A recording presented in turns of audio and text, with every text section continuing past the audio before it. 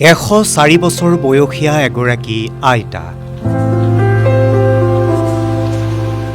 স্বাধীন ভাৰতৰ প্ৰথমটো নিৰ্বাচনতো ভোট দিছিল এইগৰাকী আইতাই। মহাত্মা গান্ধী, জৱাহৰলাল নেহৰুকে ধৰি বহু মহান ব্যক্তিক লগ পাইছিল আইতাই।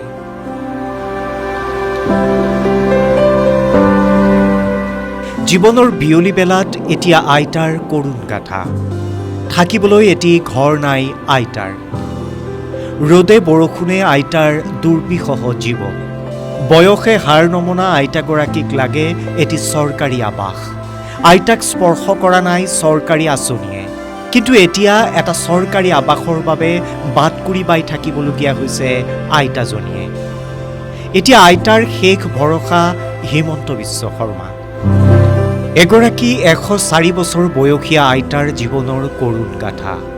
কোনে বুজিব আইতাৰ কৰুণ কাহিনী? ওদালগুৰিৰ ভাৰত-ভূটান সীমান্তৱৰ্তী ৰজাগড়ৰ বয়সে হাৰ নমনা এগৰাকী 104 বছৰ বয়সীয়া আইতা। মুখ্যমন্ত্ৰী হিমন্ত বিশ্ব শৰ্মালৈ কাতৰ আহ্বান আইতাৰ। 104 বছৰীয়া নৰ্মদা দেৱীৰ দুৰ্বিষহ জীৱন।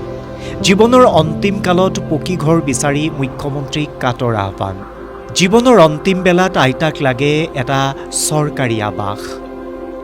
বিটিচিৰ ওদালগুৰি জিলাৰ পূৰ্বৰ পানেৰী বিধানসভা সমষ্টি তথা নৱগঠিত ভেৰগাঁও বিধানসভা সমষ্টিৰ ডিমাকুচি আৰক্ষী থানাৰ অন্তৰ্গত 3 নম্বৰ ৰজাগড়ৰ নৰ্মদা দেৱী নামৰ এগৰাকী অশীতিপৰ বৃদ্ধাৰ কৰুণ কাহিনী শুনিলে চকু সেমেকি উঠিব আপোনাৰো। প্ৰতি বছৰে নিৰ্বাচন আহিছে আৰু গৈছে। পৰিৱৰ্তন হৈছে নেতাপালি নেতাৰ। পিছে পৰিৱৰ্তন নহ'ল বয়সে হাৰ নমনা নৰ্মদা দেৱী নামৰ আইতাগৰাকীৰ সপোনৰ ঘৰখন। নিৰ্বাচনৰ প্ৰাকমুহূৰ্তত নেতা পালি নেতাই ভোট ভিক্ষা কৰিবলৈ গাঁৱৰ চুকে কোণে দিনে নিশাই একাকাৰ কৰি ফুৰে ঠিকেই, কিন্তু আজিলৈকে চকুত নপৰিল এগৰাকী দুখীয়া দৰিদ্ৰ 104 বছৰ বয়সীয়া আইতাক। কেতিয়াবা আইতাৰ এই কৰুণ কাহিনী ৰজাঘৰীয়াৰ জনপ্ৰতিনিধিসকলৰ কাণত পৰিবনে? বিগত সময়ছোৱাত আইতাই লাভ কৰিবলৈ সক্ষম নহ'ল কোনো ধৰণৰ চৰকাৰী আঁচনি। প্ৰতি বছৰে মুখ্যমন্ত্ৰী তথা চৰকাৰে দুখীয়া দৰিদ্ৰ পৰিয়াললৈ বিভিন্ন ধৰণৰ চৰকাৰী আঁচনি বিতৰণ কৰি আহিছে ঠিকেই, কিন্তু সেইবোৰ আঁচনিয়ে প্ৰকৃত হিতাধিকাৰীয়ে লাভ কৰিছে নে নাই সেই খবৰ লোৱাৰ আহৰি নাপায় স্থানীয় জনপ্ৰতিনিধিয়ে। বিগত সময়ছোৱাত BTRৰ প্ৰাক্তন মুখ্য কাৰ্যবাহী সদস্য প্ৰমোদ বড়োৱে পৰিৱৰ্তনৰ শ্লোগান দি সম অধিকাৰ সমমৰ্যাদা তথা BTRক ছুইজাৰলেণ্ড বনোৱাৰ সপোনেৰে হাগ্ৰামা মহিলাৰীৰ 17 বছৰীয়া শাসনক ওফৰাই BTRৰ গাদী দখল কৰিছিল।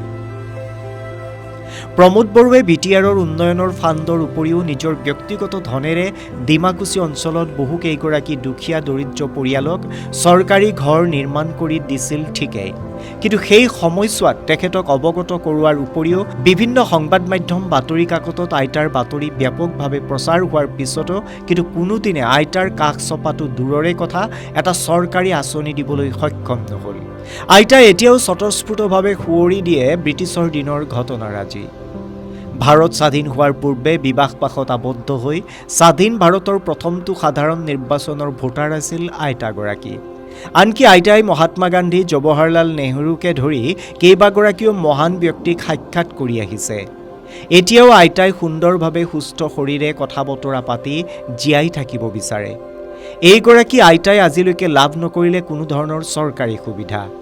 আইতাই বিভিন্ন ঘাত প্ৰতিঘাতৰ মাজেৰে দীৰ্ঘদিনে এটি জৰাজীৰ্ণ জুপুৰিত নিজৰ নাতি আৰু নাতি বোৱাৰীৰ পৰিয়ালৰ সৈতে বাস কৰি আহিছে। ইফালে মিত্ৰজোঁট চৰকাৰে সমাজৰ দুখীয়া দৰিদ্ৰৰ বাবে বহু আঁচনি আনিলে, বহুতে এই আঁচনিৰ সুবিধাও ল'লে, কিন্তু আইতাইহে আজিলৈকে নাপালে চৰকাৰৰ সুবিধা। অৰুণোদয় আঁচনিৰ লগতে আইতাই নাপালে এটি সাধাৰণ চৰকাৰী ঘৰো। নাতিৰ সৈতে নিশা আকাশৰ তৰা দেখা উৰুষা পৰ্যায়ত জীৱনৰ অন্তিম সময়ছোৱা অতিবাহিত কৰিছে এইদৰে আইতাই। কিন্তু নাই, কাৰো খবৰ ল'বলৈ আহৰি নাই শতবৰ্ষ গৰকা আইতাগৰাকীৰ। এতিয়া চৰকাৰী সুবিধা বিচাৰি হাবাথুৰি খাইছে আইতাই। আইতাৰ এই দুৰ্দশাৰ কাহিনী সংবাদ মাধ্যমত প্ৰকাশৰ পিছত চৰকাৰ তথা জনপ্ৰতিনিধিৰ এবাৰ খবৰ ল'বলৈ আহৰি হ'বনে? সেয়া হ'ব লক্ষণীয়।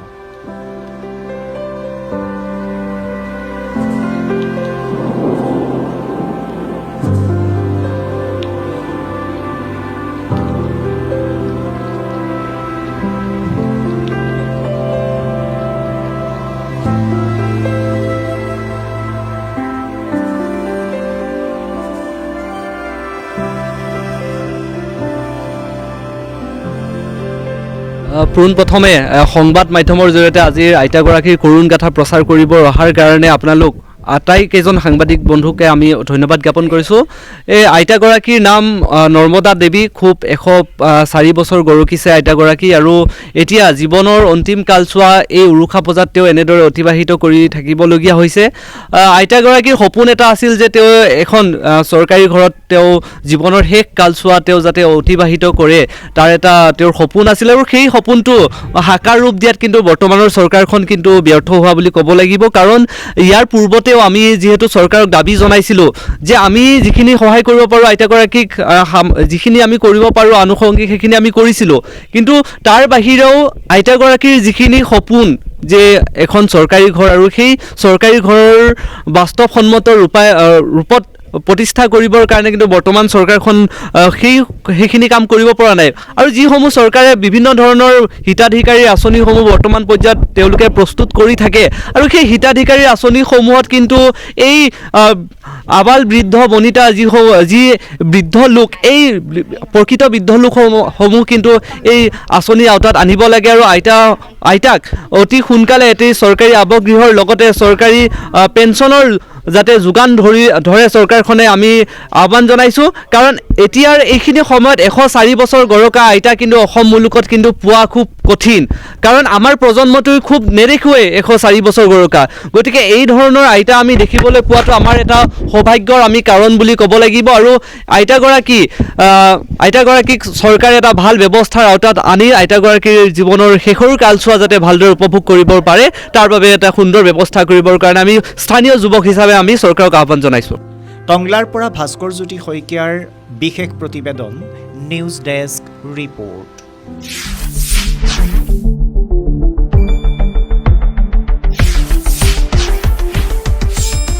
শুদ্ধ আৰু বিস্তৃত বাতৰিৰ বাবে চাই থাকক নিউজ ডেস্ক ৰিপৰ্ট।